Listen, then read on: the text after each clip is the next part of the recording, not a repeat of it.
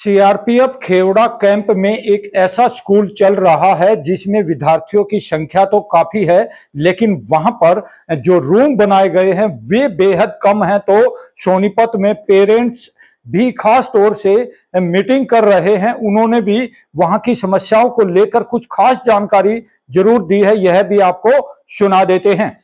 विद्यालय की शुरुआत 2019 में जुलाई के महीने में हुई थी। विद्यालय पहली से 5वीं कक्षा तक शुरू हुआ था। उस टाइम सीआरपीएफ ने as a sponsoring authority rooms available कराने थे। उन्होंने 17 कमरे अवेलेबल कराए थे। Over a period of time 6 years हो गए हैं। विद्यालय 5वीं कक्षा से 10वीं कक्षा तक पहुंच चुका है। हर साल एक कक्षा की बढ़ोतरी हुई है और कमरों की जो संख्या है वो 17 से 6 हो गई है। अभी विद्यालय के पास में सिर्फ 6 कमरे उपलब्ध हैं जिनमें पठन पाठन का कार्य चल रहा है।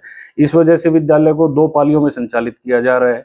विद्यालय के पास में छात्रों को सुविधाएं देने के लिए ना कंप्यूटर लैब की व्यवस्था है, ये सिर्फ कमरों की वजह से हो रहा है, ना साइंस लैब की, ना लाइब्रेरी की।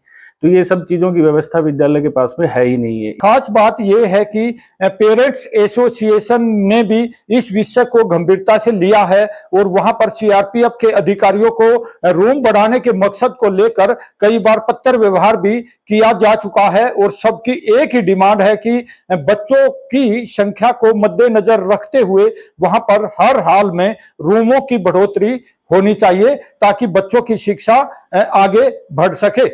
इस दौरान पेरेंट्स के अतिरिक्त यहाँ पर एसोसिएशन के जो पदाधिकारी हैं उन्होंने भी खास जरूर बोला है, यह भी आपको सुना देते हैं।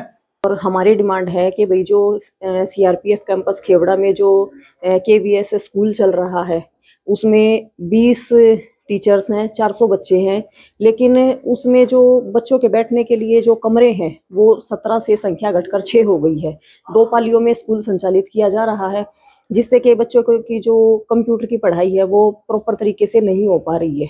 इसलिए हमारी डिमांड है कि भाई बच्चों को कमरों की सुविधाएं दी जाएं। प्रशासनिक अधिकारियों को इस विषय को लेकर गंभीरता से विचार करते हुए इस ओर कार्य अमल में जरूर लाना चाहिए, क्योंकि यह शिक्षा का अधिकार है। राजेश खत्री, सोनीपत, हरियाणा।